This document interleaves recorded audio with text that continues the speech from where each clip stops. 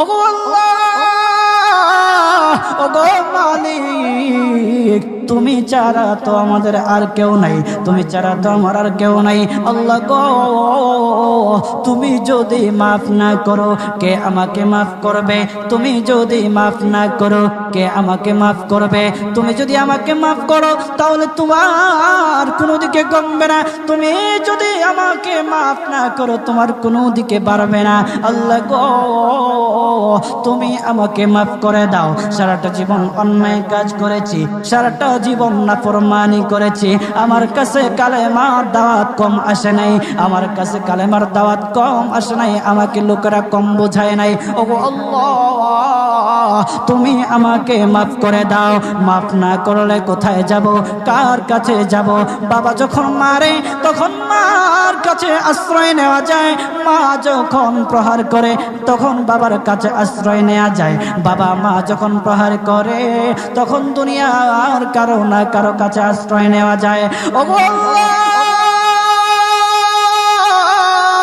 ওগো মালিক, তুমি যদি আমাকে মারো, তুমি যদি আমাকে আযাব দাও, ওগো আল্লাহ, কার কাছে যাব, কার কাছে গিয়া মাফ চাইবো? ওগো আল্লাহ, মেহেরবানি করে মাফ করে দাও। এইরকম কান্না করতেছে, কান্না করতেছে, চোখের পানি তার এমন ভাবে পড়তেছে, দাড়ি ভিজতেছে, দাড়ি ভিজে জমিনের মধ্যে চোখের পানি পড়তেছে, কান্না করতেছে। বান্দাটা কান্না করতে করতে করতে করতে আমার আল্লাহর কাছে এমন গ্রহণযোগ্যতা অর্জন করেছে, মহান আল্লাহ রাব্বুল আলামিন তার ডাকে সাড়া দিয়া তার জিন্দেগির সব গুনাহ মাফ করে দিয়েছে। হযরত মূসা আলাইহিস সালাতু ওয়াস সালামের যুগের ঘটনা। একজন বড় পাপিষ্ঠ ছিল, জীবনে এমন কোন গুনাহ নাই যে গুনাহ সে করে নাই। তার গুনার প্রতি অতিষ্ঠ হইয়া, মানুষ তার গুনার প্রতি অতিষ্ঠ হইয়া গ্রামের লোকেরা তাকে হাত পা বেঁধে জঙ্গলের মধ্যে ফেলে দিয়ে আসে। জঙ্গলের মধ্যে থাকতে থাকে, কিছুদিন থাকার পর মালাকুল মউত যখন তার সামনে এসে উপস্থিত, এর আগ মুহূর্তে সে বান্দা আল্লাহর কাছে ডেকে ডেকে বলতেছে, ওগো মালিক, তুমি ছাড়া তো আমাদের আর কেউ নাই, তুমি ছাড়া তো আমার আর কেউ নাই। আল্লাহ গো, তুমি যদি মাফ না করো কে আমাকে মাফ করবে? তুমি যদি মাফ না করো কে আমাকে মাফ করবে?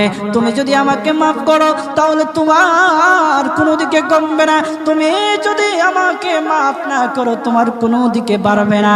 আল্লাহ গো, তুমি আমাকে মাফ করে দাও। সারাটা জীবন অন্যায় কাজ করেছি, সারাটা জীবন নাফরমানি করেছি, আমার কাছে কালেমার দাওয়াত কম আসে নাই, আমার কাছে কালেমার দাওয়াত কম আসে নাই, আমাকে লোকেরা কম বোঝায় নাই। ওগো আল্লাহ, তুমি আমাকে মাফ করে দাও।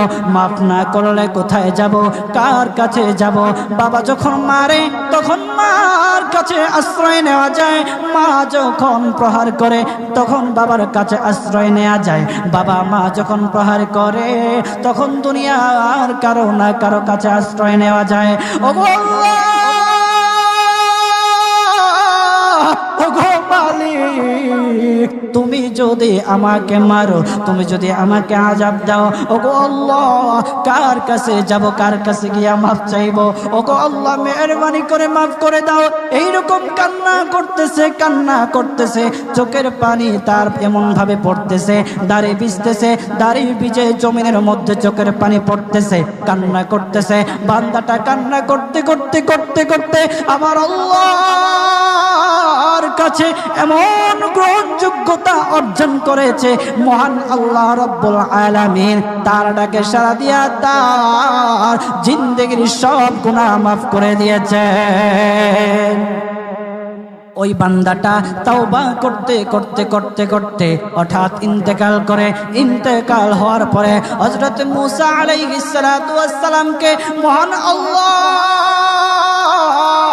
বলে দিতেছে পয়গম্বর মূসা, ও দুস্ত দেখো অমুক জঙ্গলে আমার একটা পাগলা আশেক, আমার পাগলা একটা আশেক মারা গেছে, ওই আশেকটার জানাজা তুমি পড়াও, দাফন কাফনের ব্যবস্থা করো।